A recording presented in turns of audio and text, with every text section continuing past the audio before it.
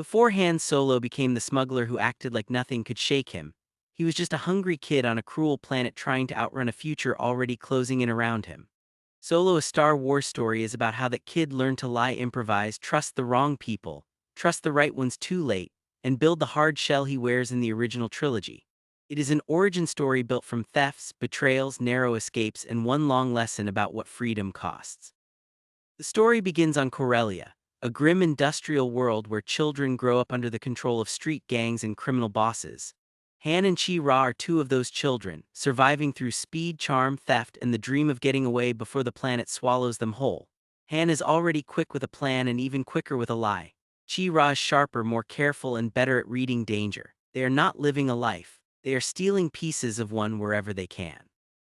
Eventually, they get a chance to escape. Han steals a vial of valuable fuel and the two of them run for the spaceport, hoping to bribe their way onto a transport out of Corellia. For a few minutes it almost looks possible, but the world they are trying to leave was built to trap them. Han makes it through the checkpoint, but Qi'ra is caught on the other side. Han promises he will come back for her. He has no real plan for how, only a belief that somehow he can outrun every wall put in front of him. With nowhere else to go, Han signs up for the Imperial Navy. He thinks becoming a pilot will get him a ship, a name, and eventually a way back to Qi'ra. Instead, he gets thrown into the machinery of the Empire. The film skips ahead 3 years, and now Han is in the mud of a battlefield, not flying anything glamorous, just trying to stay alive.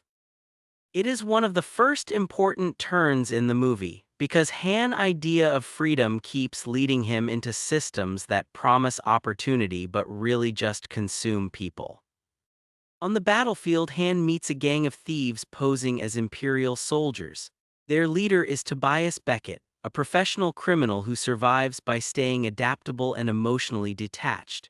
He works with his partner Val and a multi-armed pilot named Rio Durant. Han immediately sees them for what they are and tries to join up, figuring criminals are still a better bet than the Empire. Beckett does not trust him, and the whole encounter goes badly enough that Han ends up thrown into a pit with a beast the Empire uses to execute prisoners. That beast turns out to be a Wookiee named Chewbacca. Chewbacca is starved, chained, furious, and just as trapped as Han. Instead of fighting him, Han manages to communicate enough to suggest they escape together. Han frees Chewbacca because he recognizes another prisoner being ground down by a machine that does not care who survives. Han and Chewbacca escape the pit and force their way into Beckett crew. Beckett still does not fully trust Han, but he sees potential and takes the risk. The next mission is a robbery aboard a high-speed train carrying coxium, a rare fuel source. The plan is dangerous from the start. The train cuts through mountains, gravity shifts become deadly, and raiders attack at exactly the wrong time. The whole sequence is one of the best in the film because it shows what kind of story this is going to be. Nothing stays under control for long, and every small mistake becomes expensive. The heist collapses, Val dies, Rio dies, the coxium is lost, and Beckett crew is left owing a debt to a crime lord named Dryden Voss. This is where Han starts learning the real shape of the underworld. Criminal jobs are sold as freedom, but they come with chains of a different kind. If you fail the wrong person, you do not just lose money, you lose your life. Beckett takes Han and Chewbacca to meet Dryden on his luxurious yacht. There Han gets the shock he has been carrying for years. Qi'ra is there, alive, elegant, and now working for Dryden. Their reunion is warm on the surface, but the movie immediately makes clear that time has changed them differently. Han still holds on to the hope that they can pick up where they left off. Qi'ra already knows life does not work like that. She has survived by adapting to power, and survival has taught her things Han is only beginning to understand. Dryden agrees not to kill them if they pull off another coxium job, this time on the spice mines of Kessel. To make that happen, Han needs a fast ship. Beckett tells him there is one pilot in particular who has the kind of ship they need. That man is Lando Calrissian. Lando enters the movie exactly as he should, stylish, smooth, amused by everything, and always half performing even when he is telling the truth. He owns the Millennium Falcon, though at this point it is in much better condition than fans are used to seeing. Lando is charming, slippery, and clearly proud of both the ship and his own reputation. He agrees to join the job along with his droid companion L-337, a loud, self-aware, rebellious machine who refuses to accept the way droids are treated in this galaxy. Han and Lando immediately start circling each other. They are similar in some ways, both gamblers, bluffers, and dreamers who want the galaxy to bend around them, but they are also mirrors with different edges. Lando has learned to polish his selfishness into style. Han is still more open, still trying to act cynical before he fully understands what cynicism costs. Mission to Kessel becomes the next major turning point. The planet is brutal, powered by slave labor and constant suffering. L3 triggers a droid uprising in the middle of the extraction process, and the heist turns chaotic fast. That chaos matters because it cracks open the world Han keeps passing through without fully seeing. Slavery, imprisonment, and exploitation are everywhere, not just on Corellia or in the Empire, but in the criminal operations people like Dryden profit from too. They get the coaxium, but the escape is even worse. L3 is destroyed. The Falcon is damaged. Imperial forces close in, and the only route out is through the dangerous Maelstrom, a storm-filled region of black holes, lightning, wreckage, and things far worse than weather. He is not the most disciplined man in the galaxy, but he is fearless when pressure closes in, and he trusts instinct in ways that feel reckless until they work. The Kessel Run sequence is pure motion and improvisation. Han pilots the Falcon through collapsing space, massive gravitational hazards, and a giant creature lurking in the storm. He makes impossible choices second by second, and the ship only survives because everyone left aboard contributes something under pressure. The run becomes myth for a reason. It is exactly the kind of half-insane success people later turn into legend. But even here, the price keeps rising. The coaxium they stole is unstable and must be refined quickly or it will explode. They head to Savareen to process it, and for a brief time it feels like maybe this job really could pay out. Yet the movie has been building toward a harder truth.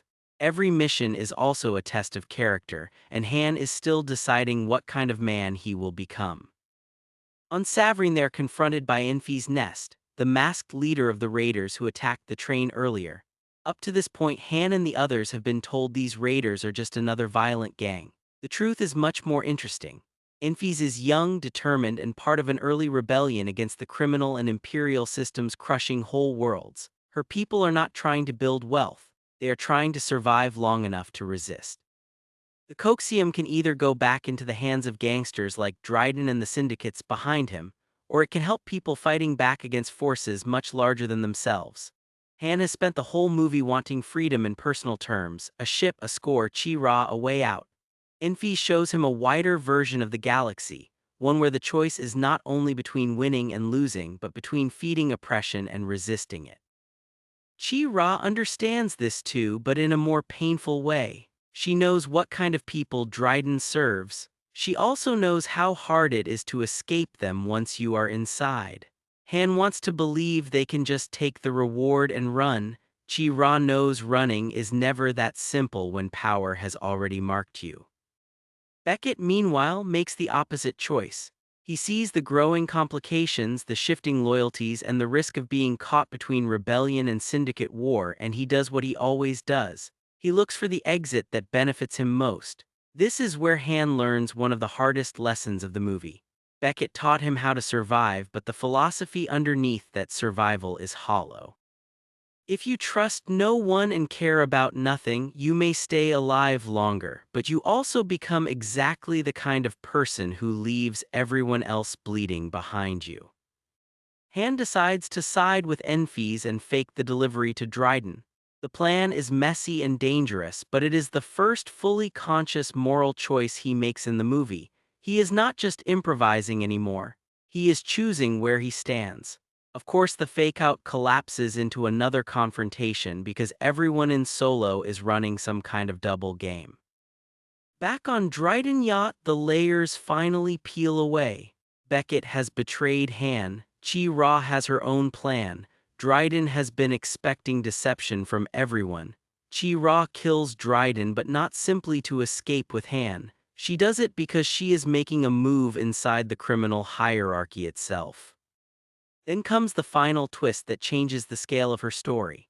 The syndicate she serves is controlled by a figure far more dangerous than Dryden Darth Maul. Qi'ra has survived her way into the orbit of something much darker than Han understands. She leaves with the chance to rise higher inside that world, and she leaves Han behind. Their story does not end with reunion. It ends with the painful realization that they are no longer moving toward the same future. Han has one last score to settle with Beckett. Their confrontation is short and perfect. Beckett starts talking, probably thinking he can manipulate or outdraw his way through one more crisis. Han shoots first. He has learned that hesitation is a luxury predators exploit. Afterward, Han gives the coaxium to Enfy's nest and her people, helping fuel what may become something larger than scattered resistance. It is a small but meaningful act of rebellion. Enfy sees something in him too, the possibility of one. The movie closes with Han and Chewbacca together, drifting but now truly a team.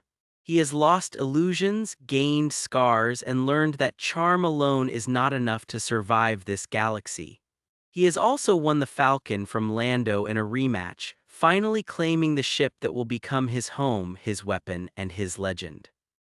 Solo works because it does not make Han noble too early. It lets him be selfish, romantic, impulsive, funny, and wrong in ways that feel honest for a younger version of the character. Beckett teaches him caution. Qi'ra teaches him that love can survive and still not be enough. Lando teaches him style and bluff. Chewbacca teaches him loyalty. By the end, Solo, a Star Wars story, becomes more than a string of heists and escapes. It becomes the story of a man learning that freedom is never simply handed over, that trust is always expensive, and that the galaxy is full of people who will turn every weakness into a deal if you let them. And when Han finally walks away with Chewbacca and the Falcon, he is not yet the legend from Mos Eisley. He is still being built, one mistake, one loss, and one escape at a time.